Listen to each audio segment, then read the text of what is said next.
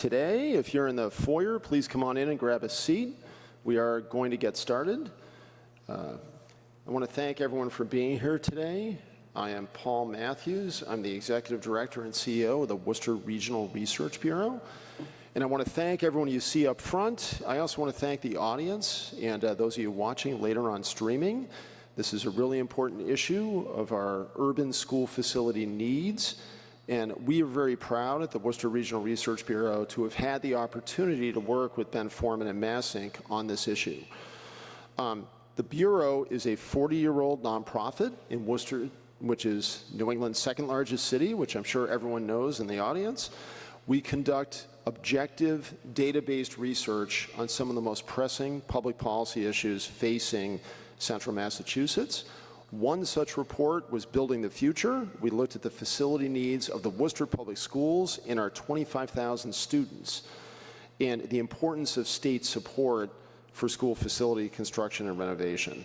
So we were honored to be asked to contribute to this conversation by MassINC, and I'm very proud to be kicking this off. So on that note, I need to turn it over to State Representative Rob Consalvo from the 14th Suffolk District. Since 2021, he has represented the Boston neighborhoods of Hyde Park, Rosendale, Reedville, and West Roxbury. He's a former aide to Ted Kennedy.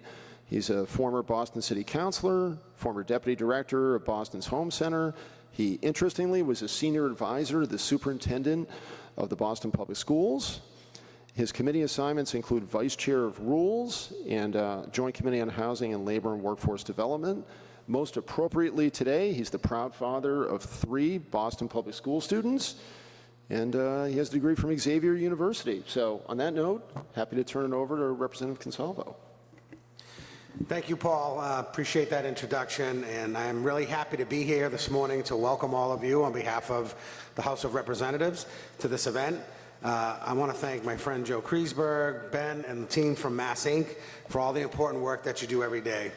I'm particularly grateful to be here to offer welcoming remarks, not just as a state representative from Boston, or a 13-year member of the Boston City Council, or even as the former Chief of Staff and Senior Advisor to the Superintendent of the Boston Public Schools. But as Paul pointed out, I'm really, most importantly, glad to be here as a Boston Public School parent of 3 children, as a champion of the Boston Public Schools, and as a friend to the Boston Teachers Union, who I work so closely with as my time as a city councilor, as well as now a state representative. And I know my great friend and former BTU president and my constituent Jessica Tang is somewhere here in the audience. There she is. So thank you, President, for your friendship.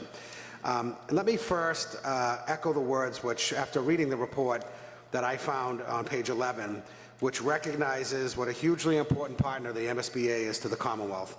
And I have seen firsthand in my work as a city councilor, as well as working for the superintendent, firsthand the hard work, dedication, and commitment that the staff at the MSBA exhibits each day on every project. In the city of Boston, the MSBA has been an important part of the work to continue to make the Boston Public Schools even better. I commend then Mayor Marty Walsh and our current Mayor Michelle Wu for their strong efforts to leverage funding opportunities from the MSBA to modernize, improve, and enhance school buildings in the city of Boston. And the success and importance of these opportunities is evident in what's happening in our city. In Boston, there are currently 112 school buildings, of which approximately 2/3 were built before World War II. Since 2017, the city has leveraged over $180 million in core funds to build a new Dearborn STEM Academy, a new Boston Arts Academy, a new Josiah Quincy Upper School, and a new Carter School, an amazing school which serves students with significant cognitive disabilities and complex medical needs. And if you haven't seen the Carter or visited the Carter, it is an amazing, once-in-a-country school that's serving our most fragile students, and I would urge you all to take a visit to that incredible school in Boston. In addition, Boston has worked hard to improve existing buildings through the MSBA's Accelerated Repair Program. And in that same time frame, we've secured over $60 million for things like new windows, new roofs, and updated energy-efficient boiler systems. That work has improved building condition and modernized schools across the district. Improvements such as these are critically important for creating environments where children can learn, they can excel, And these enhancements will ensure that every Boston Public School student is ready for college, career, and life. These investments can and do make a difference, and they have made a difference for thousands of Boston Public School students from all over the city of Boston, including the Consalvo children. In the future, cities and towns should work and must continue to work and engage with the MSBA to replace aging structures to ensure that all school buildings in the Commonwealth can be modern places for learning well into the 21st century. What's next for the city of Boston? I am thrilled that Mayor Wu has announced that she intends to rebuild or substantially renovate the Madison Park Technical Vocational High School campus in Roxbury, and that she intends to aggressively seek MSBA funding to do so. This is a historic opportunity in the city of Boston to give our students a state-of-the-art technical vocational high school that's right in the heart of our city. The time is now for this to happen and for this dream to become a reality, and I look forward to being a part of working with all of you, as well as my colleagues on the City Council and the Boston School Committee, to make that happen. As we continue to go forward, I also look forward to working with everyone on this panel, for all the folks in this room, and for all of my colleagues in the legislature, to make sure that the Massachusetts continues to lead the nation in education, including being a state, a nation-leading state, that has the best facilities where children can learn. Thank you. Thank you very much, Representative. And I do realize he has another hearing to attend, so he's going to exit when he has to, and I want everyone to know it's not what's said on stage. Yes, thank you. My committee has a 10 o'clock hearing that's running simultaneously, so I'll be sneaking off to that. But I again thank MassINC for being here today for the report. I enjoyed reading it, and I want to thank all the panelists and all the folks, all the great work you do in your cities and towns, your municipalities, on behalf of children and education. Thank you. Thank you, Representative. And on this point, I'm happy and proud to turn it over both to my colleague, Anthony Clough, who's a research associate with the Worcester Bureau and authored our previous report on Worcester's school facility needs, and my friend and colleague, Ben Foreman, from the Gateway City Center at MassINC. So take it away, gentlemen. Thank you, everyone, for being here this morning. So Ben and I will be presenting the key findings from Fixing the Foundation, Uneven Access to Modern Schools, and a Blueprint for a More Equitable Future. We were working on this project for almost a year, maybe a little more, and we got some great data from the MSBA. They worked with us and helped us understand the data from a lot of different vantage points. Without them and their access to that data, this project would not have been possible. So we're going to walk through our key findings. But first, I just wanted to explain a little bit about the MSBA. It's a quasi-independent authority. Their debts are not debts of the Commonwealth, and their job is to reimburse communities across the Commonwealth, walk them through the project from when the budget is decided to when it's done and constructed.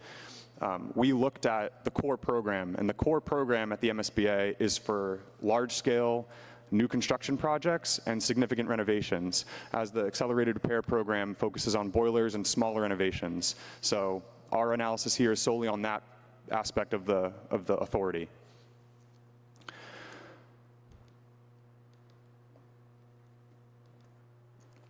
So our first question here was, what types of districts are more likely to receive those invitations? And we focused on data from 2015 to 2024. So when districts apply to work with the MSBA, they send statements of interest, SOIs. And from the time that the survey was underway until when data was available, we looked at districts in cities, in rural communities, in suburban districts, and career vocational and technical schools. And whether those are located in gateway cities or Boston or not, those are included in that separate category. So as you can see here on the y-axis, 1 marks proportional representation, and as you can see, Boston and gateway cities were the least likely to receive projects over this time period, and so too were rural communities. But suburban communities were overrepresented, as were vocational and technical schools, but they made up about, at the time of the 2016 MSBA survey, about 30 schools, and they received 12 invitations. So suburban districts obviously make up a much larger share, about 45% of schools, but they received 54% of invitations over this time period. So we're seeing, just based on the invitation outcomes, who's being invited to do these significant rebuilds or these significant renovation projects. We're seeing suburban districts benefiting more than our urban and city schools. And this is sort of confounding because when we looked through the MSBA data, we found that Boston and Gateway City schools were vastly overrepresented in schools that need significant attention. So if you look at the first two columns, schools with a low general environment rating and low building condition rating, those are two different metrics that the MSBA used in their 2016 survey to differentiate schools across the Commonwealth when they go out and survey the facilities. General environment rating is a broader measure. It's made up of 6 different broad metrics: learning environment, safety, accessibility, academic sufficiency, program sufficiency, and the institution's technological capabilities. An example of a learning environment indicator might be, or was, the number of schools that have natural sunlight, classrooms with natural sunlight. Does the school have an open floor plan? Academic sufficiency was defined as the ratio of typical classrooms for students versus module classrooms. So is your school sort of busting at the seams and you need a lot of modular additions to have your students? Basically, general environment rating is, are these schools, to what degree are these schools beneficial for student learning and teaching? Lower building condition rating was strictly 25 site and building components, so things like HVAC, flooring, wall quality, more about the bare bones of the building rather than its overall ability to deliver an environment for adequate teaching and learning. So we see that Boston is 5 times more likely than schools that exist across the state to be with a low general environment rating, and they're also overrepresented by nearly 2 times their share of schools across the Commonwealth of buildings with poor condition. We also looked at schools that were missing major essential features. We looked at schools missing art classrooms, music classrooms, gymnasiums, cafeterias, and science labs. And we found that Boston schools were 2.5 times larger than their share of statewide schools to be in that group, and Gateway cities were about 1.5 times more likely. Finally, we looked at overcrowding, and this is, again, as of the 2016 MSBA survey, but we know that our city schools are still more overcrowded than suburban and rural districts that are more likely to have to be underutilized. So again, we see Boston and Gateway cities making a disproportionate share of those schools as well. So you might think that maybe these suburban districts, by building condition rating, are also overrepresented, but that's not necessarily true. And when we look at the invitations that have been extended over 2015 to 2024, we found that around 2/3 of assessed buildings were given to level 1 and level 2 buildings by building condition rating, and those are the best rated schools, while 11 out of 20 level 4 schools, the worst quality by building condition rating, were built over this time. We found that based on the 156 invitations extended over this time period, not only could the MSBA have finished all 20 of the level 4 schools, but they could have financed over half of the level 3 schools, the third worst building condition. Instead, they only did about 1/3 of those level 3 schools. So we're just trying to look here at what the building condition ratings are and where the invitation outcomes might have been skewed out of a needs-based, data-driven approach. Next, and this is probably one of my personal favorite findings, this was the most interesting data to work with. We looked at which types of, we already found that there's a disparity, disproportionate impact in cities like Boston and Gateway cities, but which types of students are these most likely to be? It's our Black, Hispanic, and low-income students. While English learners are not pictured here, this was also a big disparity. So when we're looking at schools that don't have access to music rooms, classrooms, we see across the board that it's our Hispanic students, our Black students, and low-income students that don't have access to schools with these key learning features. So for example, when we read this chart in the middle, Hispanic students, relative to their white peers across the state, are 3 times more likely to be in a school without a library. So when you read across the board here, you can see that these students are more likely to be in inadequate learning facilities based on what we looked at here. Next, we're going to talk about the general cost pressures and some of what's happening in the market with regards to MSBA projects. From 2009 to 2022, the last time when the MSBA's cost dashboard was updated with the most recent cost per square foot of school projects across the state, that average cost per square foot has increased 135% over that time period. And starting with $275 per square foot in 2009, if the costs increased by the producer price index for non-residential construction in the Northeast, or the PPI for school construction across the US, we see that MSBA projects are coming in at a much higher rate over this time period. So they're outstripping these economic indicators and inflation. We know that these projects in the area are very expensive, and we think that this is leading to a decline in interest in the MSBA. But this is latent demand. It's not that these districts don't want to be applying, it's that these financial conditions are making it more difficult and more willing. These communities are less willing to take on the debt to finance these projects. And that's pretty clear in our next slide. We can see that when the MSBA first started taking applications around 2009, there was a lot of interest, over 200 applications, and in the following years, similar trends. But after 2012, there was a precipitous decline, and since then a steady decline in the number of statements of interest that districts were sending. And we've seen that the number of core program invitations extended, the MSBA coming back and saying, yes, we'll take on your project, it's fluctuated, but it's remained relatively low and hasn't risen while construction costs have been increasing. So we're really trying to make the case that the MSBA needs more resources in order to reimburse these communities, take on more projects, and support our urban districts. Next, we're going to talk about the MSBA's cost control policies from 30,000 feet in the air. When we looked at the reimbursement rates in the statute, communities that are more disadvantaged, that are not as property value rich, have lower incomes per capita, and have a higher share of low-income students in the district, they're supposed to get a much higher reimbursement rate. At the lowest, a very advantaged community will get 31%. And that's not including any incentive points they might have for making green-friendly schools that are more energy efficient. You get a few incentive points for that, a few percentage points here and there, but mostly it's 31%, and the maximum for the most disadvantaged communities like Worcester, Springfield, Lowell, Lawrence, it's 80%. These are some of the cost eligibility criteria that the MSBA has created since the statute to control costs. So there's a cap on the square foot that they reimburse for. Their land acquisition is not an eligible cost. Site remediation is ineligible. Demolition, including lead and asbestos removal, is partially ineligible. Temporary location of students, that's sort of a hidden cost. That's what it costs the district to move students into a temporary location while the school is being rebuilt.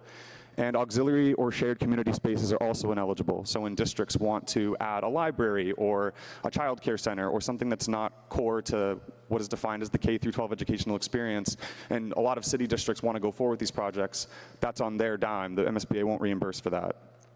So focusing mostly on the cost per square foot limits, we analyzed what the state statute says they should get back for reimbursement rate and what communities by type actually got back. And we saw significant gaps again in our city districts. So Boston, from 2008 to 2020, Boston's 4 MSBA projects, the gap between the state and the effective reimbursement rate was 34%. In gateway cities, the average was about 19%. In other cities, outside of the 26 gateway cities, it was about 17%. And we see that in rural and vocational districts, there are also gaps. No district gets exactly what the state statute says, but suburban districts had an effective gap of about 12%. So we see that there's something here in the MSBA's reimbursement policies that are disadvantaging our cities that are taking on the bonding just like any other community is, but they're not seeing the same financial benefits. They're being disproportionately hurt by the cost control policies that we analyzed.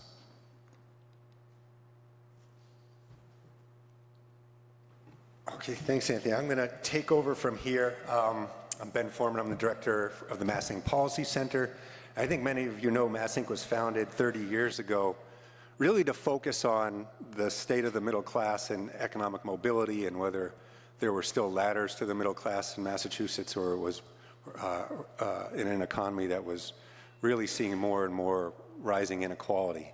And a key component of this increase in inequality is geographic sorting of upper income households further away from middle and lower income households in very significant increases in school segregation. So we've been paying a lot of attention to that because we know school segregation is one of the leading drivers of achievement gaps and leads to uneven educational outcomes and means we're not developing our talent to the fullest. A few years ago, we did a report just looking at these trends, and one of the most striking things in it was we've seen quite a bit of integration at the neighborhood level in Massachusetts, in some of our cities, especially Boston, but we haven't seen that lead to any integration in the public schools.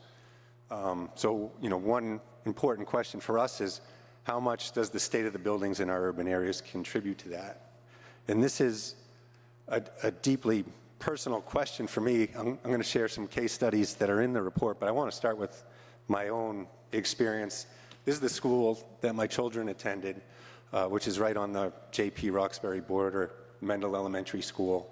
It's a beautiful building from the outside, but when you look at what it's equipped to provide students, it's very limited. There are no art rooms, there's no music rooms, there's no gym, there's no green space outside of the school.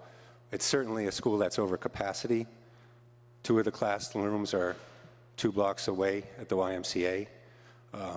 Until a few years ago, there was no kitchen to provide fresh food. A private foundation donated a kitchen to the school. So now there's fresh food, but there's no cafeteria to eat it in. And, our students did have the chance to experience what it's like to attend an integrated school, but they certainly paid a price in terms of the environment of that school. It wasn't until my students reached high school that they've had a chance to attend school with a gym and other features, and only because we did kind of what was the unthinkable to us. We packed up and moved when my daughter didn't get a space in an exam school. So 9th grade, this is the school that she went to, just a half a mile away in Brookline. This was the building just for the freshman students. She'd never been to a school that had a gym before, and now she's at a school that has 3 pools. She'd never been to a school with an art room before, and now she's at a school that has a whole building dedicated to the arts. And I don't know, maybe it's just going to high school, but I've seen an amazing change in her. It happened almost immediately, how eager she was to get up in the morning and go to school and learn. So with that, I want to turn to the case studies that are actually in the report and speak more to the findings in the report. This is the Peck School in Holyoke. It was an $85 million project. It had a 68% reimbursement rate. So Holyoke's entitled to 80%, as Anthony mentioned, and it got 68%. So only 12 percentage points off the statutory reimbursement rate. And I think you saw in those data, gateway cities were around 20 percentage points lower overall, whereas Boston was much deeper at a 35% haircut. And so I think one of the questions this raises is, why are the gateway cities closer? And I think the clear answer, obvious answer, is they're cost engineering to be as close to what the state will reimburse because they can't afford to pull any more money out of their pockets. So while this is a 21st century building, I don't know that students are necessarily getting 21st century education within it. It's a school that serves over 1,000 students. And here's the gym while it was under construction. If you looked at it today, this is a gym, but it's also a cafeteria and auditorium. It's a multi-purpose room where over 1,000 students are supposed to get their food, their meals, their physical education, and whatever arts theater they can provide in the auditorium all in one space, because that's what Holyoke can afford, and that's what we're providing the students of Holyoke today under the best of circumstances. The other case study that we feature in the report is the DeBerry Swan School in Springfield. And I think this is the one that should cause us to think the most about our policies and how we do better as a Commonwealth going forward, because this was a very significant investment in a neighborhood of Springfield that had been redlined and had seen, as a result of that, very extreme levels of disinvestment. 15% of the homes around the school are vacant. Almost 60% of the children in this neighborhood live below the poverty level. Over 90% of the students that attend this school are low income. And it's, even with a new building, it's only performing at the 3rd or 4th percentile in the state's accountability ratings. So it's all well and good that these students have an excellent building to attend, but they're not living in a neighborhood of opportunity, they're not thriving. And there are certainly ways that we can be more creative to coordinate our investments, to build true community schools, to ensure that the school has the space to be a central anchor in that neighborhood supporting families, and that it is drawing investment into the neighborhood in a way that creates a true mixed income neighborhood and a true mixed income school, because there are tons of assets in this neighborhood when you look at open space, when you look at Springfield College, in American International College right on its border, Springfield Technical Community College is down the street, Mass Mutual, one of the largest employers in the state, is less than a mile down the road. So there is huge opportunity to build something special here. And I think if the state has a policy that's structured to support that kind of investment, we will see it happen.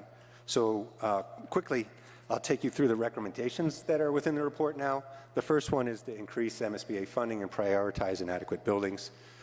Clearly, the MSBA needs more money. We're only building about 17 schools a year in the entire Commonwealth, so we're not doing our generational part to just keep up with the inventory, whether you're talking about urban, suburban, or rural.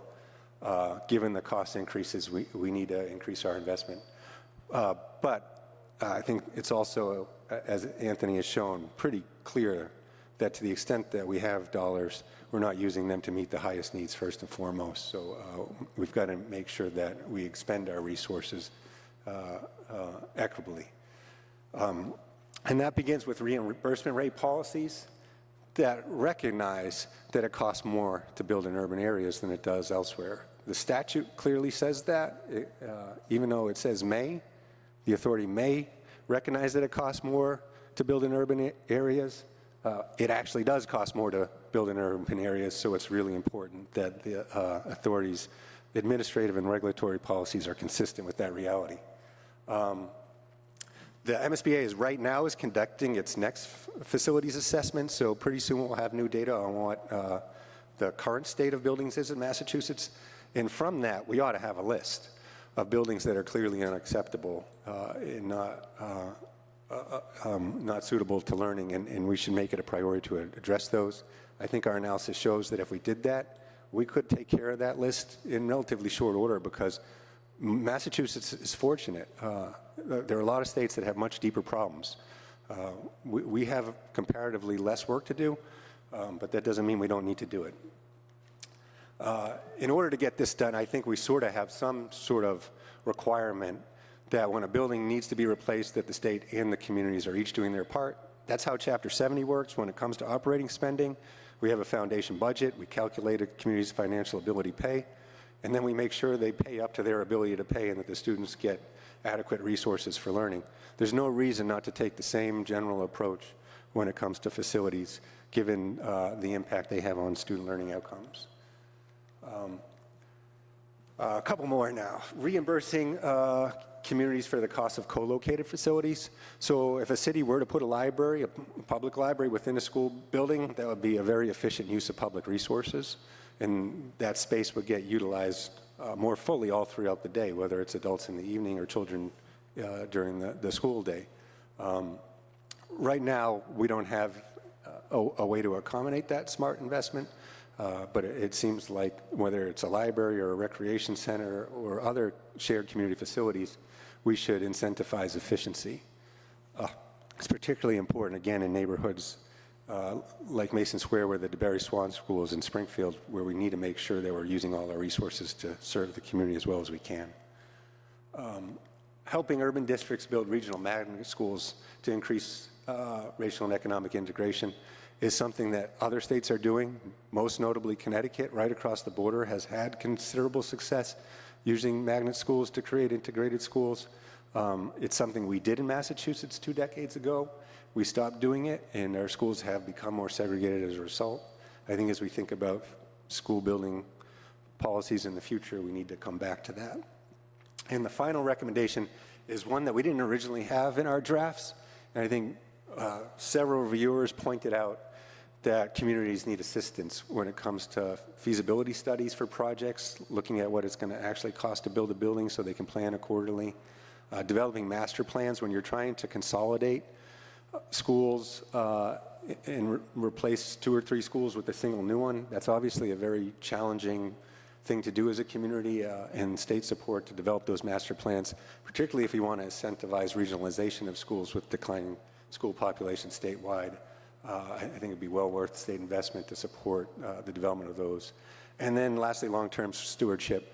The buildings that we are constructing today are very different than what has served students previously. They have way more technology and complicated systems that are challenging to operate and expensive to maintain. And I think we've got to be really thoughtful about how we're putting cities in the best position to steward those assets, which are both their own but significantly state assets as well.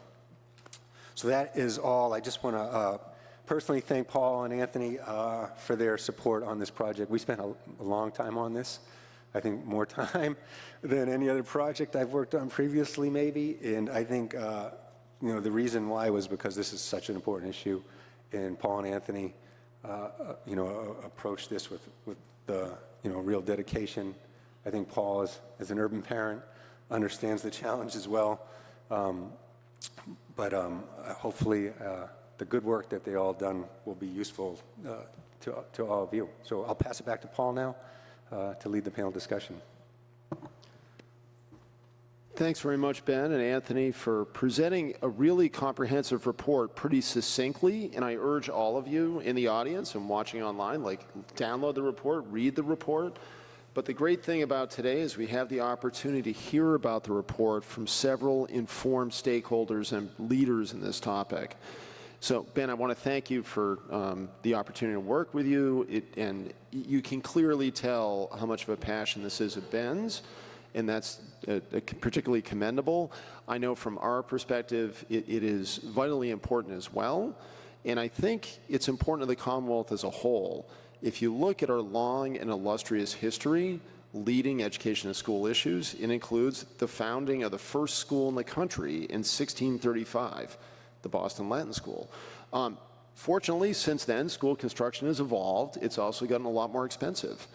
So when we last evolved this state partnership with communities and school districts, it was over 20 years ago with the creation of MSBA.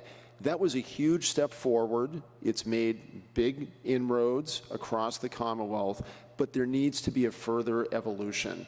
In Worcester in particular, I know my own daughter attended the same high school I did. She graduated, and now 2 years later, students are attending a new high school. That's great. However, we have elementary schools, as Representative Consalvo mentioned, that predate World War II and some that are 100 years old. So it's clear that this is affecting disproportionately urban centers and, frankly, some of the state's most needy students. And it's critical that we invest in their future. I mean, as Ben Franklin said, an investment in knowledge pays the best interest. So we look forward to working with all of you on this topic and hearing from our panel. So those of you who got the invitation know I am not Jennifer Herring. That's probably pretty obvious. She unfortunately is ill, so she's with the Worcester Education Collaborative and could not make it, but sends her best support for this project. I'm now proud to introduce our panel. Going in order, Andrew O'Leary, Superintendent for the New Bedford Public Schools, and then John Nunnery, Executive Director of the American Institute of Architects here in Massachusetts, Mayor Jared Nicholson, the City of Lynn, and Jessica Tang, the President of the American Federation of Teachers here in Massachusetts. So on that note, we're going to turn it over to the panelists and discuss some framing questions and then open it up to the audience for Q&A for a bit. But I really think the critical question to start with is really why this report is so pivotal and so important, and particularly talking about how access to modern schools is essential to a complete education. And that includes, to Ben's point, not amenities, but necessities like libraries and other facilities. So happy to turn over the panel and have you react accordingly. Certainly. So Andrew O'Leary, Superintendent of New Bedford Public Schools and the parent of 5 who have or are or will be going through New Bedford High School, designed in 1969. And in terms of the specific question as to the adequacies, I think our high school, we do have schools of a World War I vintage in New Bedford. So while we did manage to close the last Spanish-American era school in 2016. So I'm a former social studies teacher, so that's how I frame things. But New Bedford High School, it's a 3,000 student school, and what does education look like in the 21st century? We can certainly focus on high technology and modern vocations and things like that, but what we also see are inclusive environments where students with needs, medically fragile needs, developmental needs, are all served in inclusive environments.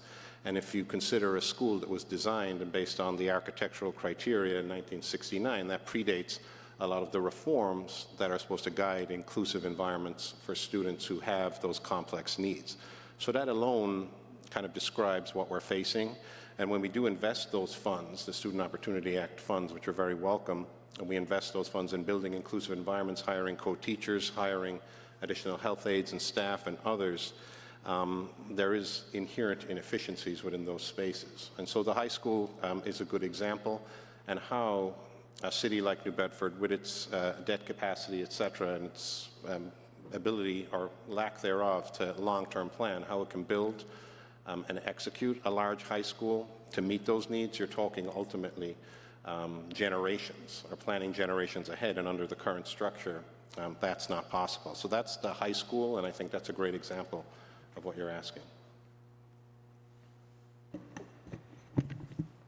I would just add, Jared Nicholson, Mayor of Lynn. I'm also a Lynn Public School parent. As of a couple weeks ago, my son started kindergarten. So it's been going great for him, although he is in a facility that was built in 1911. We do have a Spanish-American vintage Aborn Elementary School built in 1898, which I think is, I don't know exactly when the Spanish-American War was, but it's somewhere around there. And not only do these schools not have the parts of a school that we now expect, in Lynn especially, the facilities are outdated, but the buildings are also overcrowded. So we've had a huge increase in students over the years, I think 20% in the last 20 years or so, and we have been grateful beneficiaries of the Student Opportunity Act and the annual operating budget. So we could hire more teachers, but we don't have the classrooms to put them in. And we've been desperately trying to fix that, adding modulars, being creative, reusing existing buildings. We bought a bank headquarters and turned it into a school. So we've been finding a way, but that's all been done outside of the MSBA system, which is incredibly helpful, and they have an amazing team that do amazing work, but we're clearly short of where we need to be and want to be on our facilities. I'll share my perspective as a teacher that this report is actually very validating in that you know, as many of the educators in here, and I see, you know, Phil, who's president of Lynn over there, and Leia, who's executive vice president of the Boston Teachers Union, this is our lived experience, what's in this report.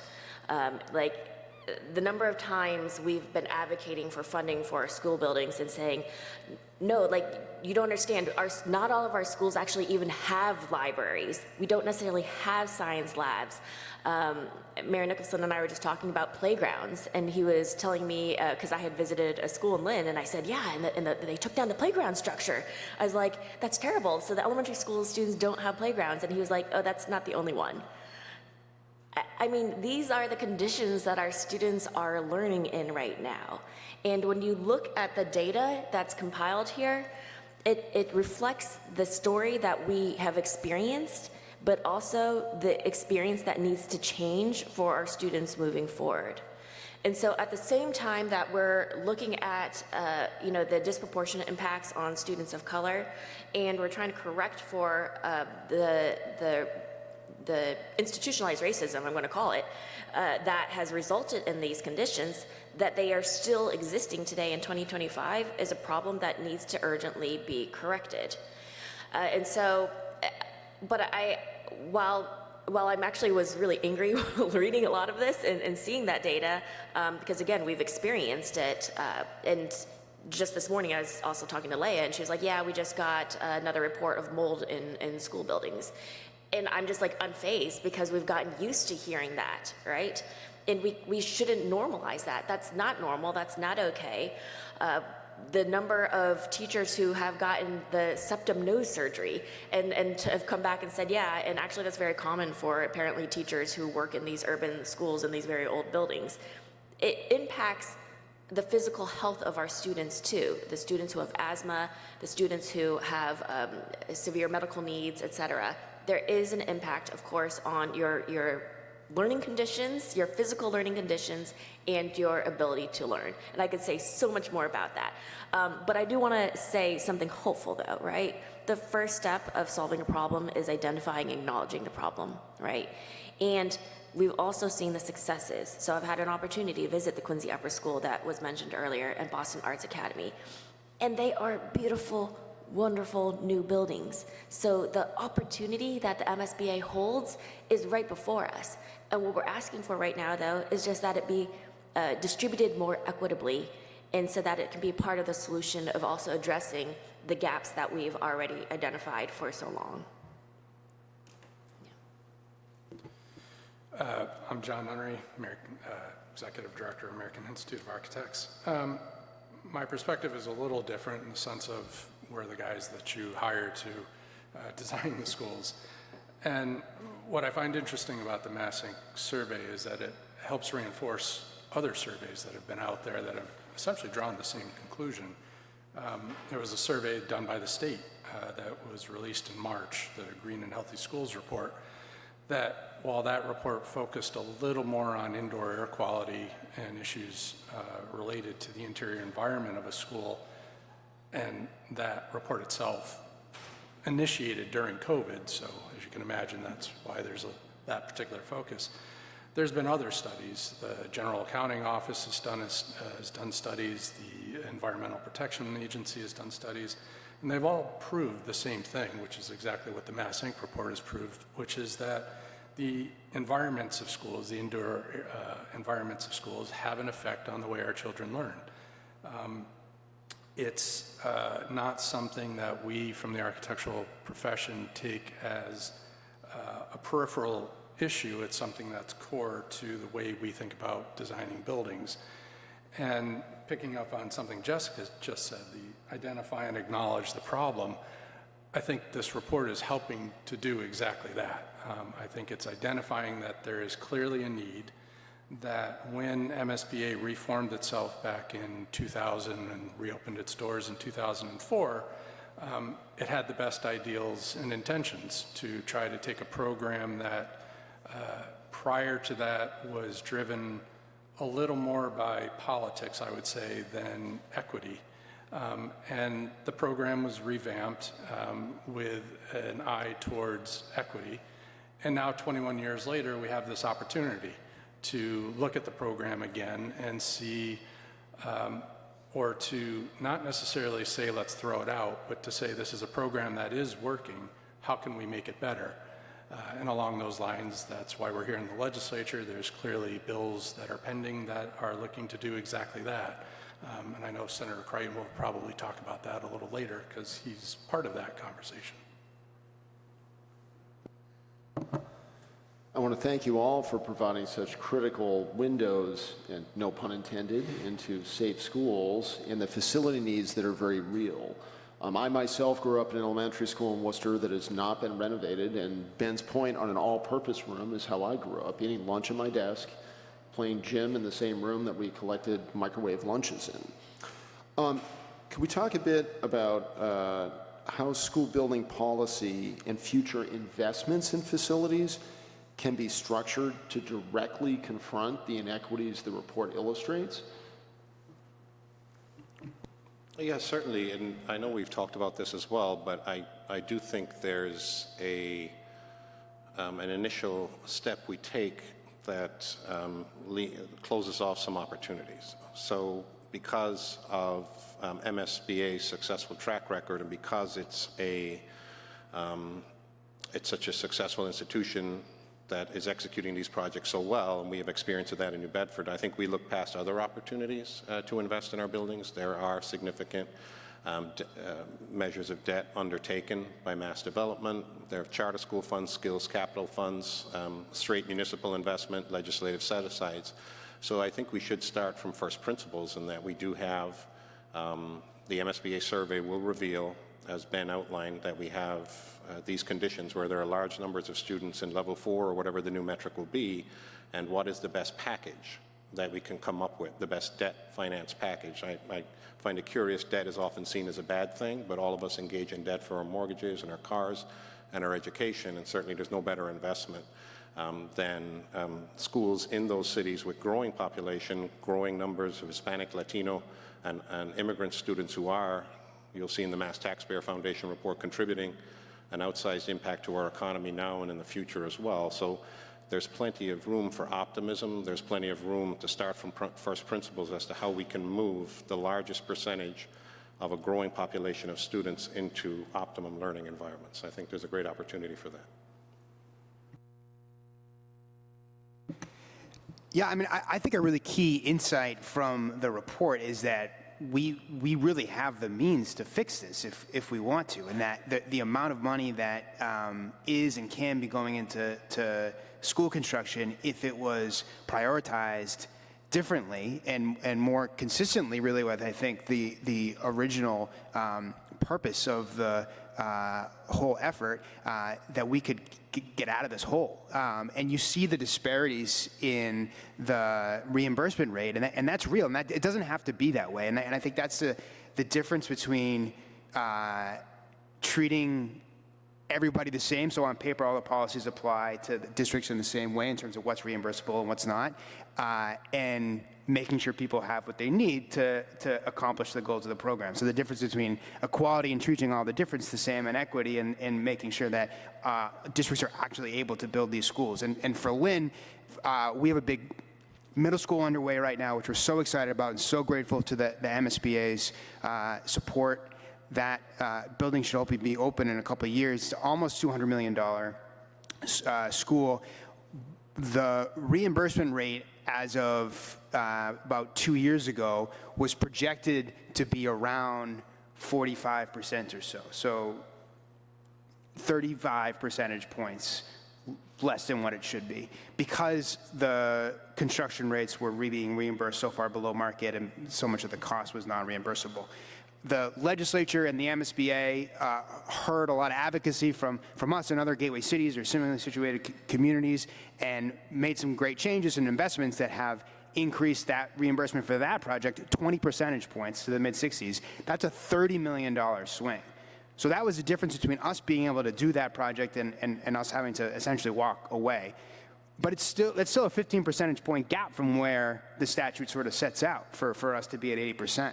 And so I think trying to look at that chart and see how we can get closer to the goal of giving communities what it is that they need to be able to build the buildings that are going to get us to the point where every student has access to a high quality facility is something this report is hopefully going to push us to do.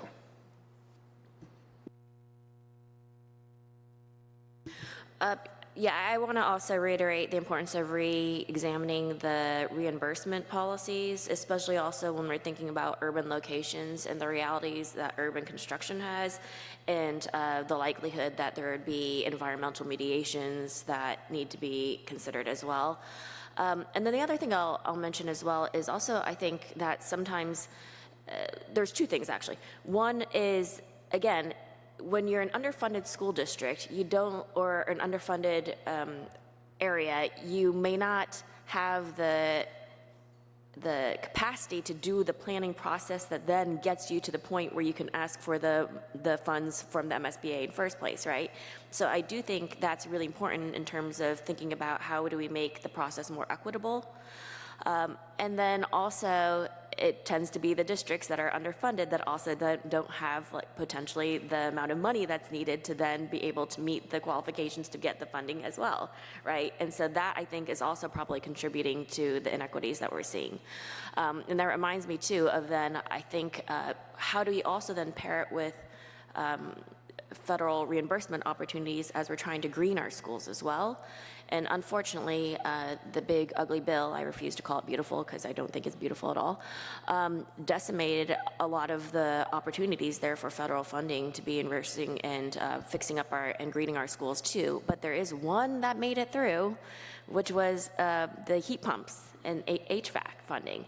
And so how then, is there an opportunity also for the MSBA or the state to provide bridge funding? Because again, it's oftentimes our poorer districts or underfunded districts that don't have the bridge funding to then actually get the grants to be able to then institute the heat pumps, et cetera, and then get the reimbursement, right? And so that's maybe something else to think about as we're looking at this bigger picture of equity and how do we make the available reimbursements or supports and funds more equitably available. I think what everybody has mentioned so far are identifying some of the potential solutions to what have been identified as some of the potential problems. And I agree with all of them. And we'll go back to something I said earlier, which is how do we move the needle forward on that? And I think the best thing that we can do is a piece of legislation that's been moving through the legislature. It started in the Senate again in 2021, moved through the Senate in the 23-24 session. It was engrossed by the Senate and currently is now with the Joint Committee on Rules. And it's Senate Bill 403 by Senator Lewis, which has been amended by a variety of other senators. But essentially, it's creating a commission to take all of these ideas that we have and say, let's talk about them. Let's actually do something.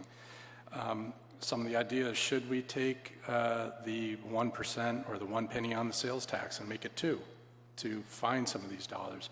Should we take some of the Chapter 70 funding and be able to use that for capital construction?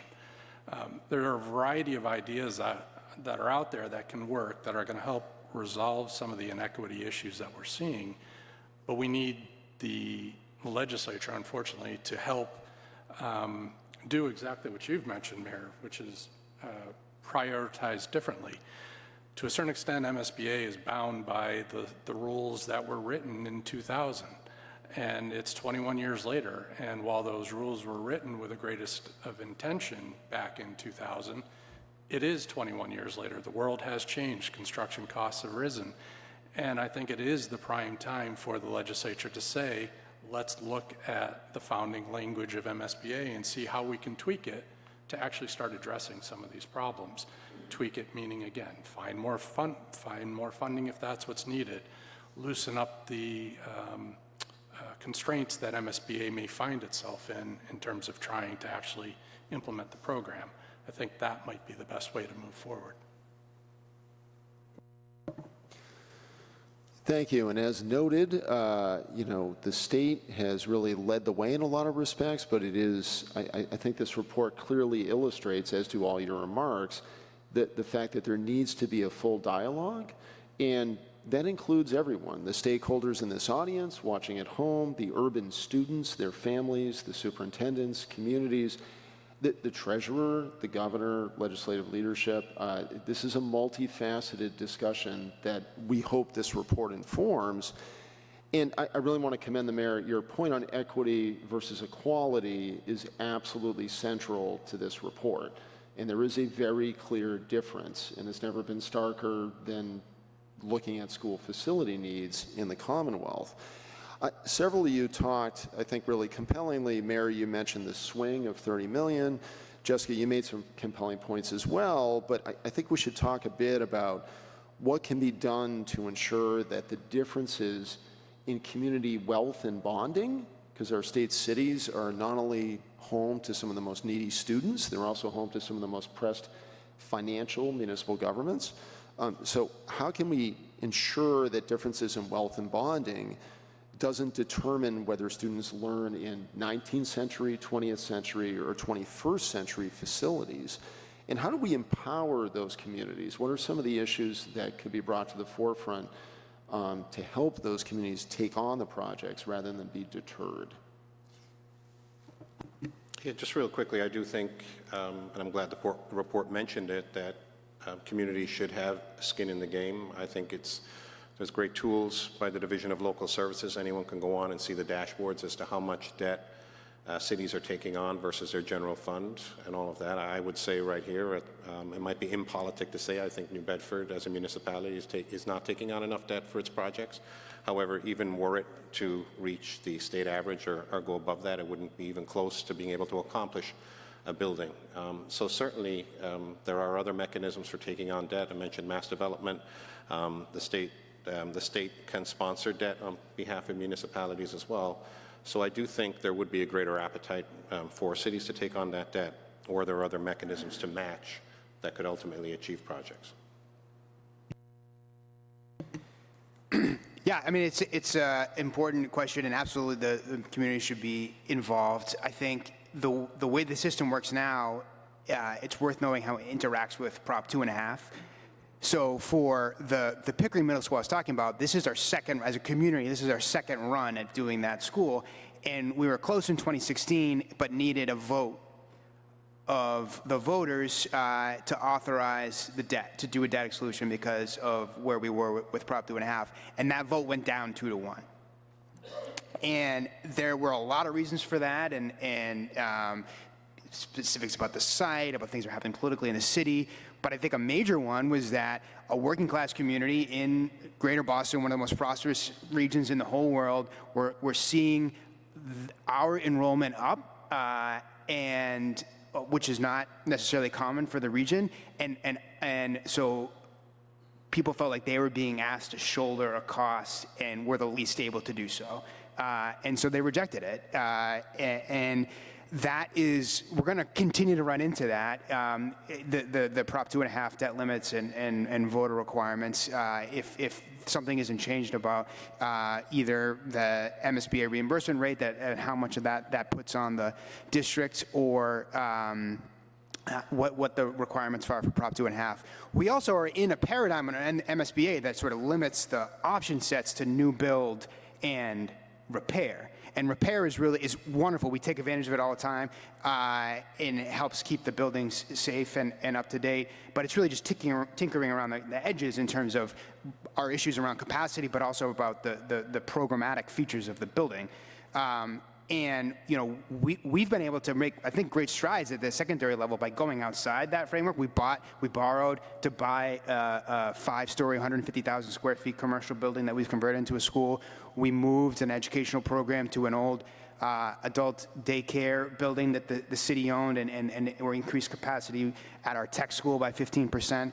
As a result, we took an old high school building that was being underutilized, and we're able to open a brand new STEAM academy because of the additional capacity we required. But all of those transactions were done without specific state support because they don't fit into that framework. So thinking about how to support those other kinds of outside the box moves as well could be an alternative. I do think that we have to explore all the different stakeholders and what they, what the superintendent and mayor shared, like how they can also be a part of the solution. But I also want to go back to that piece of equality versus equity and how we can perhaps revisit the formula to make it more equitable. And one possible blueprint or example, I think, is the Student Opportunities Act and Chapter 70 funding formula that was recently changed. And again, I do actually think it's time, just as we're revisiting the MSBA, SOA did wonderful things, and it's also time to revisit that funding formula. However, I think that the concept of readjusting the formulas to be reflective of the disparate needs is one way to move forward. But again, if we're going to look at SOA and Chapter 70 funding and the changes there as a model of potentially how we can make it more equitable for the MSBA funding, we need to start with the commissions that actually are going to sit down and look through the data and do that deeper dive of what's working, what's not, what can we learn from SOA, and while we're also advocating for that to be looked at again, looking again at an MSBA commission to really take a deeper dive into that. It took a lot of work. It was a many years long process of coming up with a formula. And, again, we've seen incredible results, but it doesn't mean that it can't be improved and made better. And I think that's what we're trying to look at here as well. Can I just piggyback on something on that? Because I think it's exactly right. And when we're thinking about these formulas, the 80% cap is completely arbitrary. It was just decided that was enough is enough, and 80% is going to be the max. But based on the actual formula and the way that they're determining the percentages, if you looked at a community's wealth, some communities would be even higher than the 80%. And that's something that the proposed legislation that you mentioned would fix. Also, there's history of the Commonwealth understanding that certain communities don't have an ability to shoulder a particular portion of a school construction. When the state authorized Boston University to take over Chelsea Public Schools, they reimbursed the new construction of new Chelsea facilities at a rate of 95%. Even higher, I think, 98%. So there's nothing that is sort of preordained about the fact that 80% has to be the max. We're also not even hitting 80% on any of these projects. So even just getting us to 80%, I think, would be a big improvement. As a non-finance guy, as an architect, I agree with what you've said. If we're going to look at ways in which to try to get municipalities to be able to fund their share, I think we have to acknowledge, as the mayor said, even our best efforts, even if we did everything right, there will still be municipalities that just are not going to be able to afford it. But that being said, there are simple things that could be done, at least from the architect's perspective, like having a conversation about eligible costs. What is reimbursable versus what is not? And is it fair that in urban settings where land is generally much more expensive, all of a sudden you're not being reimbursed for any of those costs? So the reimbursement formula, I would also argue that I said I wouldn't mention this, but I will mention it because it does, I think, make sense. One of the things that you could look at is when in the process a city or town or a municipality actually goes to the town vote, which generally occurs right at the end of schematic design. And when you're doing a set of drawings and specifications for a brand new school, which is often a 5 to 6 year project, you're being forced within the first year or so to say, well, this is the building, this is the cost, we're going to go to town meeting and do a debt exclusion for that. Knowing full well that after you get through schematic design, you're going to get into design development where the architect and their consulting team are really sharpening their pencil to say, well, is this the best mechanical system to use? Or, is this really the best site to use? And what you will end up finding through design development is cost savings.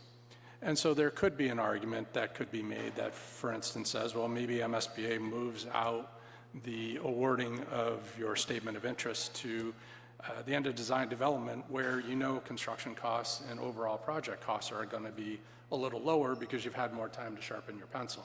So it's little moves that I think that could be made that will help go a long way, in addition to things like just putting more money into the system and acknowledging that the amount of money that was in the system in 2000 really is inadequate in 2025. So a couple reference points have been made already that I did want to speak to before we shift to the last question and then go to audience Q&A. A couple key points here are, one, this report does not call for, and none of the panelists are calling for, a literal blank check from the Commonwealth and MSBA. There is very clearly a role for municipal finance in this. There is simply a need to acknowledge that our state cities have some of the most disadvantaged students, some of the oldest and neediest schools, and there needs to be recognition of that in how the program prioritizes. But no one here is saying that it should be fully funded by the state and that the state cities should be the only ones receiving school funding. So I do want to address that. I also want to point out, I want to thank Jessica for bringing out the Student Opportunity Act, which is a really intriguing case study and model that has benefited the state cities and our most disadvantaged students. I do want to point out, though, for those of you who are not engaged in municipal government, who are not used to this exercise, there is a fundamental difference between operating funding and capital funding. So the Student Opportunity Act has been critical at restoring some equity to the operating funding. This report in this conversation demonstrates there needs to be a parallel conversation addressing the capital needs. And that's how government works. There's operating expenses and operating investments and capital investments. So I know that the Student Opportunity Act is not universally popular with some legislators. I do want to point out that did not address these capital needs. And to turn to that thought, how can we guide the conversation moving forward? What are some key principles in how could a more equitable future be framed around some of these opportunities? Are there key issues that we want policymakers to be thinking about? And given your multitude of perspectives, I'm hoping you can lay some foundations, no pun intended. So I'm glad the report builds on some of the other work of MassINC in terms of the segregated environments that we have in Massachusetts across districts. But this is dynamic. Tomorrow we have schools that are opening, or today, and Friday I'll be co-teaching a history class in the lower level with no windows at New Bedford High School.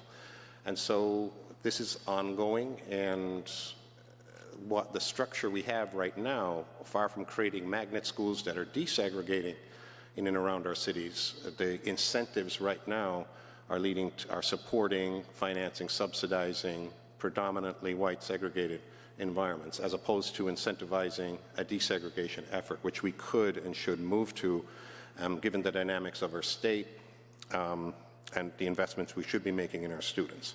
I would also say, thinking about the Student Opportunity Act and what you described, we're talking about efficiencies. So while we have to do it, it's inefficient for us to apply USDA funding to renovate the kitchen and cafeteria and windows at the lower level of New Bedford High School. If you go to New Bedford High School, you'll see what I'm talking about. You have beautiful, new, modern windows painted whaler red in the lower level, and we can't touch the windows above that because those are cafeterias. USDA allows that reinvestment. Then when we're building counselor spaces, we go out to bid for $150,000. A modern counselor space has to have privacy and all of those things. So we hire more counselors with the Student Opportunity Act, but now we've got to build appropriate spaces by contract, and it's also what students deserve. The nurses' space at New Bedford High School, which sees significant and meets a significant amount of student needs, it's about 500 square feet.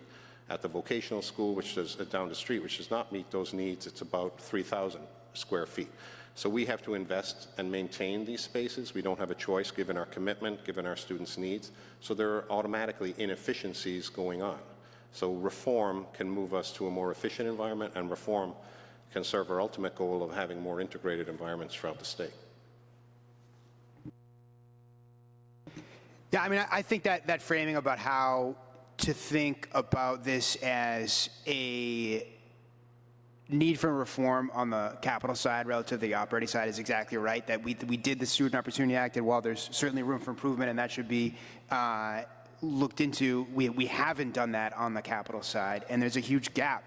And, you know, I think about some of the original underpinnings of this system, where you have Chapter 70 that funds the budget every year and a local contribution, and some of the background of that, you had the McDuffie case, where the plaintiffs are saying that the Commonwealth is not living up to its constitutional obligations to educate students. And that case was obviously successful. The litigation or threat of litigation has been successful over the years to continue to push the state to fulfill those obligations. Massachusetts is not unique to have had that kind of litigation in trying to enforce rights to education that's enshrined in state constitutions. For example, in New Jersey, the Abbott decision took a set of urban districts and has very similar litigation. But in New Jersey, those cases and the subsequent litigation to enforce and discussion around it was both capital and operating. And so still today, in the last couple of years, you had this debate in New Jersey about is the state living up to its obligation to provide educational facilities that are consistent with the Abbott jurisprudence and their own constitutional right to an education under the New Jersey Constitution? And I think that's a question we have to ask ourselves here in Massachusetts. So one thing I've been thinking about is is the recent vision of a graduate that has come out. So I serve on the governor's grad council, where we're thinking about, not just grad requirements, but also what is it that we want every high school student to be able to learn, know, experience, et cetera, before they graduate. And that really comes down to a question of also then, what is it we believe all students deserve?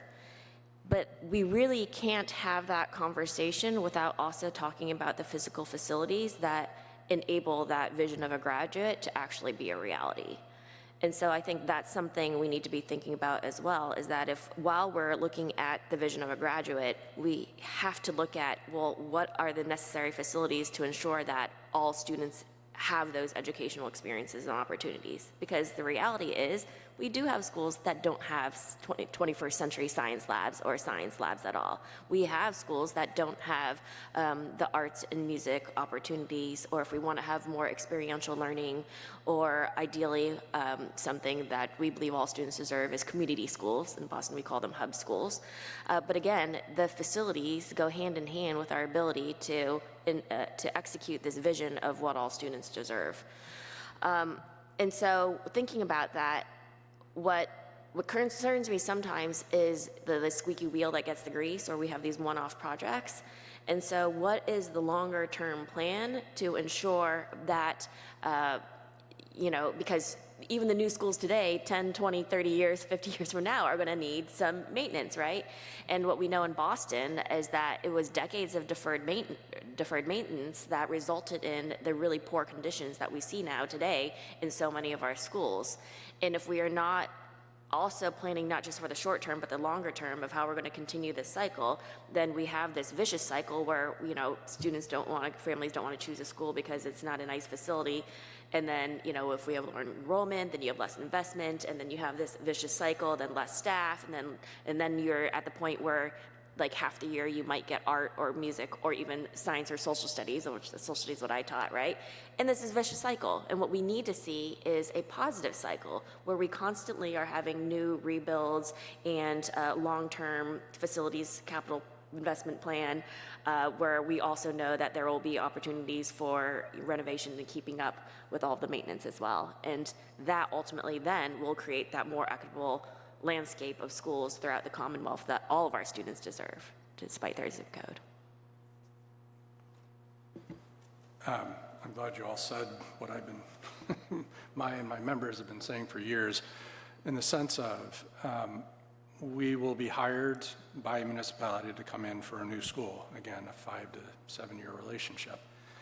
And we will put together a consultant team of 20 or 30 people with all sorts of letters after their names, and we'll design a $200 million new school. And towards the end of the project, we will turn it over oftentimes to the lead custodian. And I say that because oftentimes most of the cities and towns don't have a facilities planner, somebody who could actually look at all of the school buildings, or maybe even the entire municipality's set of buildings, to set up a maintenance plan. You all live in homes, some of you probably own your homes, and you're fully aware that when you don't invest in your home, things happen. And school buildings are no different. So to get to that 50-year building, in order for it to be a 50-year building, you know for a fact, or at least the design profession knows for a fact, that you're going to have to invest in that building over the years. And that calls into question when the state is going to have this conversation about what its needs are and how they are to be met. I think one of the questions has to be long-term facility planning. If the state is going to give a municipality 80%, let's assume they actually someday get to 80% or even higher, should there be, for instance, an obligation on the state's part to help the city and town maintain that building? The problem that you find, or that we have found, is that a lot of times you'll go to a city or town that has an old building stock. We are Massachusetts. We have some of the oldest building stock in the country. And the stock of building oftentimes is either past its useful life because it's 150 years old, or it's past its useful life because it was never maintained. Oftentimes it's usually because it wasn't maintained. And so to avoid this vicious cycle that we get into of spending a lot of money on a brand new building that in 30 years is now obsolete because it wasn't maintained, we should have that conversation. And again, I think we've talked about on the panel, various ways to get that conversation to move forward. But I do think that's an important part of the conversation is how do we maintain our buildings after they've been built? I want to thank our panelists. I do want to open it up to all of you in the audience, not you watching online, but all of you physically here. If there are any questions, happy to forgive my finger. If you can ask your question, I'll repeat it for the benefit of those watching online later in our panelists. Yes.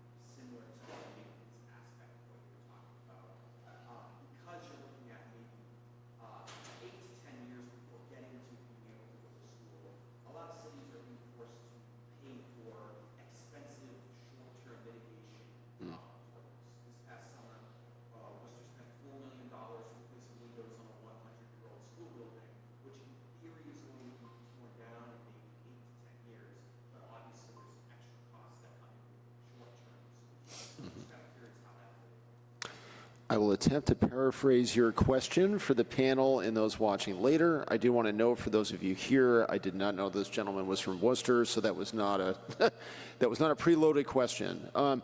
He asked about the fact that communities can proceed with essentially one project at a time, and how that has consequences for communities spending what can be a significant amount of money to keep buildings that need full reconstruction. Use the proverbial Band-Aids to keep them running long enough to work their way down the queue. And that presents short and long-term consequences. So I'll turn it over to the panel. Yeah, there's definitely an opportunity cost that we've seen, but we don't want to defer maintenance. As President Tang has said, you don't want to get into that game that we did over the past 20 years. It's a bigger bill in the end. And maybe John can confirm, but MSBA takes projects one at a time.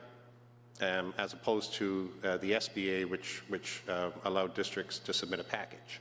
The MSBA does a much better job than its predecessor, but it does take projects one at a time, and then essentially treats all cities and towns in Massachusetts equally, which on its face sounds appropriate, but as we've seen in terms of need, that's not necessarily the case.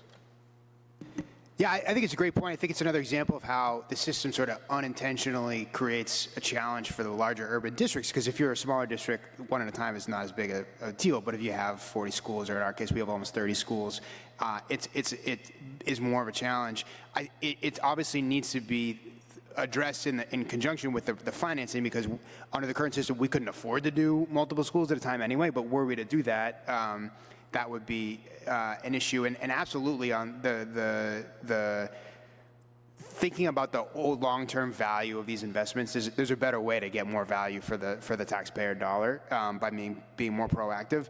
And I think it's also important to note that these systems interact, the operating and the capital. So there's a determination on the operating side of how much is too much in terms of regular maintenance that we can use Chapter 70 funds for, and then how much would be considered capital in their eyes. That number is fixed and hasn't changed in 10, 15 years, despite the huge changes in construction costs and materials costs.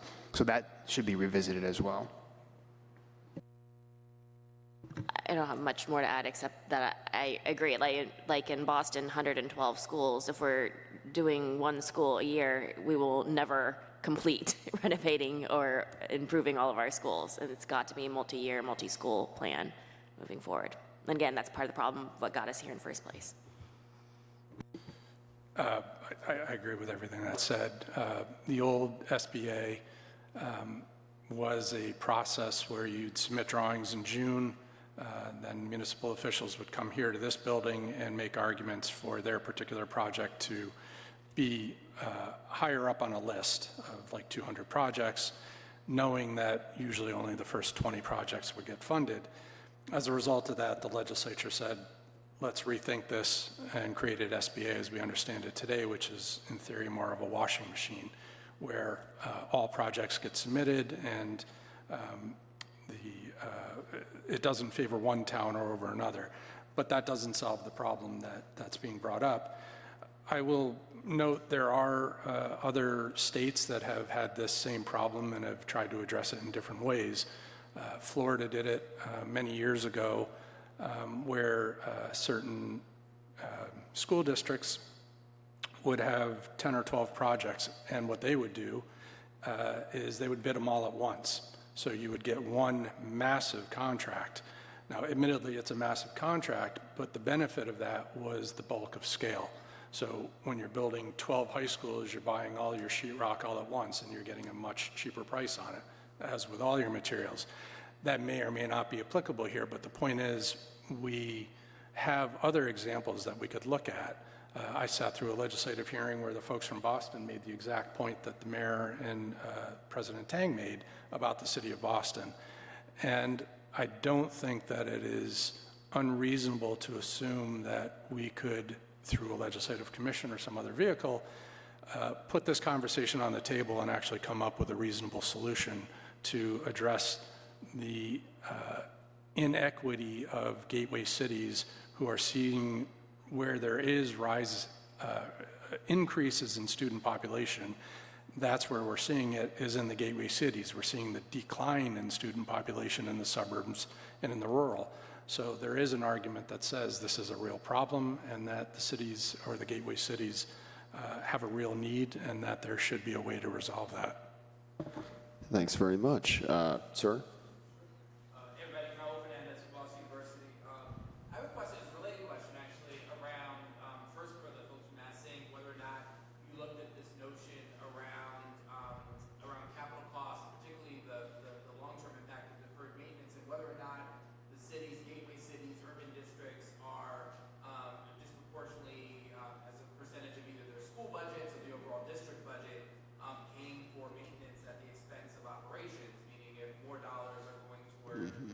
addressing deferred maintenance, those kinds of things that could instead local dollars be used for operations, and whether or not this injection of funds by the state perhaps would actually have a double benefit. One, creating these buildings that provide better opportunities for teaching and learning, but also freeing up local dollars to invest even more in what happens in the classroom.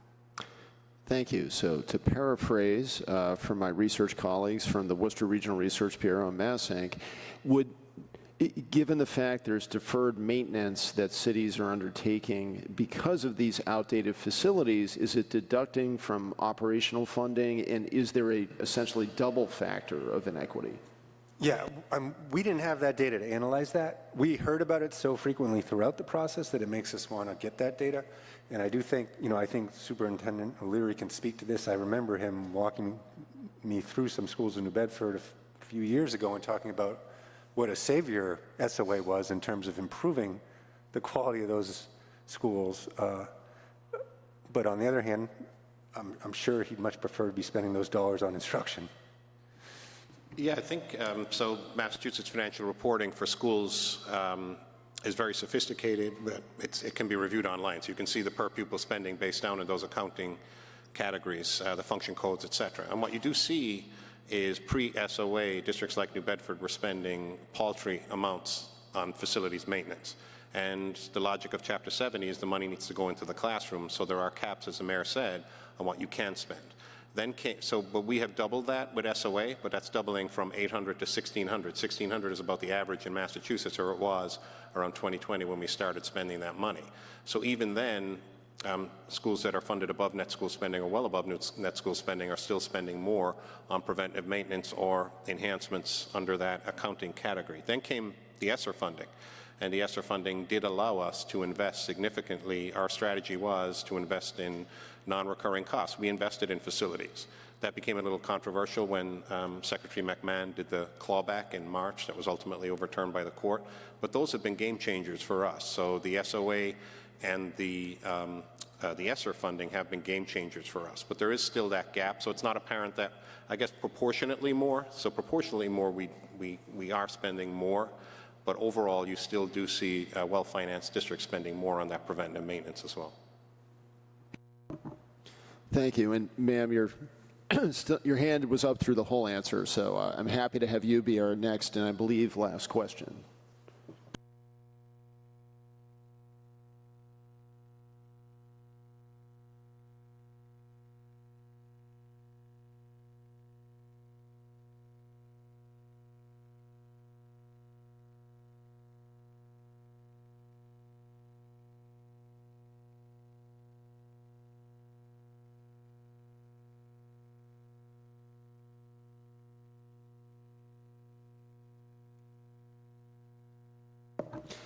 Thank you, ma'am. And again, to paraphrase for those watching later, the question was about vocational and technical education and the needs of those schools. I want to add a personal note.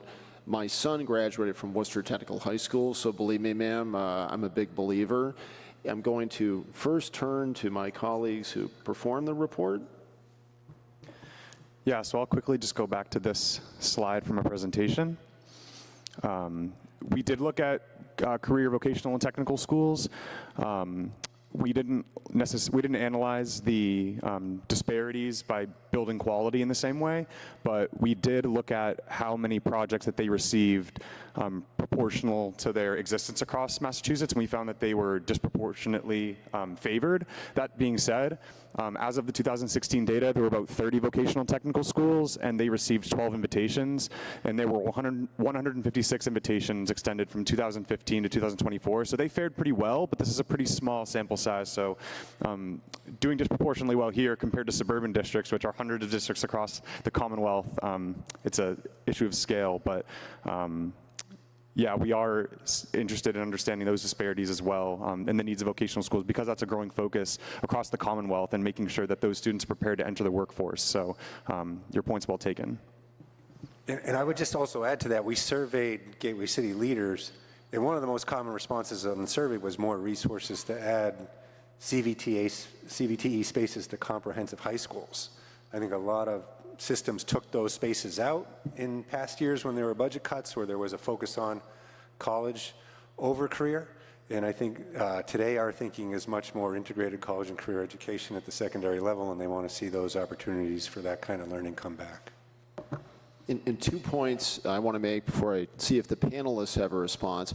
One is, in Worcester, each of the public high schools that have been built has so-called Chapter 74 vocational elements to them, so they each have a different focus determined by our school committee based on market need, forecasting long-term vocational needs, given the popularity of our technical high school, which was first built about 20 years ago and is still state-of-the-art. Secondly, I only know this as an avid reader of the news media. I'm not in any way in the know, but clearly Mayor Wu and the City of Boston are pushing forward with Madison Park, which is a very substantive commitment to vocational education, and from what I read in the Globe, could be the most expensive project thus far. That being said, I'm happy to see if any of my colleagues on the panel have any reactions. Yeah, I mean, we have our own in-district vocational technical school in Lynn, and this has been a huge priority. There's clearly tons of demand, like a lot of districts. We have a wait list, and we've been trying to chip away at that by adding capacity. We've added 15% to our Voc Tech school by creatively reusing different buildings. And I know it's a priority for the Healy Driscoll administration, too. I think there's a request for proposals coming for creative ways to add Voc Tech capacity, either in existing schools or the comprehensive universals, and we're certainly going to be pursuing that. So, I'll just add too that I think we also have to look at, if we're looking at the racial inequity piece too, which CTEs and which students those CTEs that have benefited from SBA already are serving, and then hopefully also address then the places where that gap exists. So I really hope that Madison Park is going to be a new project, because that would actually significantly ameliorate, again, some of the racial inequity we've seen with the MSBA funding. Thanks very much. And my next role is to invite up Senator Crichton as our closing commentator. And while he's approaching the podium, I'll note he represents the 3rd Essex District since 2018, which is the city of Lynn, represented on the panel by the mayor, the towns of Linfield, Marblehead, Nahant, Saugus, and Swampscott. He previously served on the Lynn City Council and is state representative. He's the chair of the Senate Committee on Juvenile and Emerging Adult Justice and the chair of the Joint Committee on Transportation. Most importantly to me, he's a fellow graduate of Colby College, which we were discussing before the program started. We both were government majors. He clearly is far more successful than I and obviously paid greater attention in class. So thank you, Senator. Oh, there we go. Now, good afternoon, everyone. Good morning, actually, still. It's an honor to be here. First, I just want to say thanks to Ben and to Paul and to MassINC Policy Center, the Worcester Regional Research Bureau, also our friends from the Gateway Cities Caucus that have been coming in and out here. Really appreciate you organizing this. To all of you in attendance today and those streaming at home, thank you so much for paying attention. This is such a crucial issue. To our panelists, thank you for your insight. And to all of the teachers, educators, superintendents, school committee members, administration out there, I'm a proud product of the Lynn Public School System, K through 12, and I absolutely would not be sitting here today having an opportunity to speak on this if it wasn't for so many that helped me throughout my educational journey as well. And when I think back to that experience in Lynn, most of the school, I mean, almost all the schools that were functioning then are still functioning now, and very few new facilities there. And when I was in high school, we had a new high school being built. So the first few years I was at what we call the Old Classical. We were building a new school because our school was overcrowded. We were going into an abutting elementary school for classes, which obviously you don't want high school students mixing in with first graders, but we had to do that. Obviously significant infrastructure issues in this 100-year-old school. But as we built that new one, it became clear we needed to keep the old one going. And today, thanks to the efforts of Mayor Nicholson and so many others, we've repurposed that school. Again, a school that was over 100 years old, no longer considered adequate. But because of the challenges we face in Lynn, we have to make use of what we have. And I'm sure the mayor mentioned this, we have over 12 schools in our district over 100 years old. And I was so pleased to read in the report and really highlighting the urgency of the issue. And if we continue to wait, just how much bigger those numbers are going to continue to be. I'm very proud of what we've worked on here in the legislature. When you think of our focus on education, free community college, tuition equity, we've tried to be helpful with some flexibility with the MSBA as well for projects that have costs that have gone overrun, and certainly our biggest achievement, the Student Opportunity Act, which we greatly benefit from. But as was pointed out by so many folks here today, we can have all the money towards operations, the best teachers in the world, the best supports there for our families, but if you're in a crumbling school building, with issues around air quality, overcrowding, among other things, no student is going to reach their full potential there. I'm sure folks in this room and listening have schools in their district. If you haven't, please come visit. Would love to have you come to the City of Lynn. What you would see is a great deal of hardworking, dedicated, committed teachers and educators, students striving with so many other challenges, families there to support them, everyone working as hard as you can be, but you're also going to see students in hallways because they're too crowded. You're going to see, closets that are meant for janitorial uses being, filled in as side office space to have a private conversation. You're going to see many, many challenges, and I think seeing is believing, so please visit your gateway city schools or your Boston schools or wherever you're from to recognize how crucial this issue is for us. And lastly, I'd just like to, again, thank everyone for being here and recognizing that our attention is pulled in a million different directions these days, whether you're looking at the federal or state level or national, international level. This issue deserves to be treated with a great sense of urgency. In Massachusetts, as the report notes, as I'm sure was stated here today, every student has a constitutional right to an equal education. And right now, we are failing that. It's incumbent upon all of us to roll up our sleeves, and I appreciate the work that's been done to date, but to pass meaningful policies that will give each and every student, each and every family that right that we guarantee them. Thank you so much for everyone for attending here today, and we look forward to the hard work that comes ahead. Thank you, Senator. And I would ask everyone, let's give all the various participants a big round of applause for all their contributions.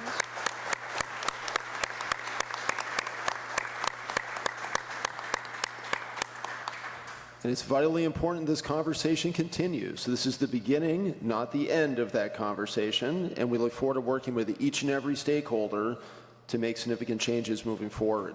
Thanks very much, everyone.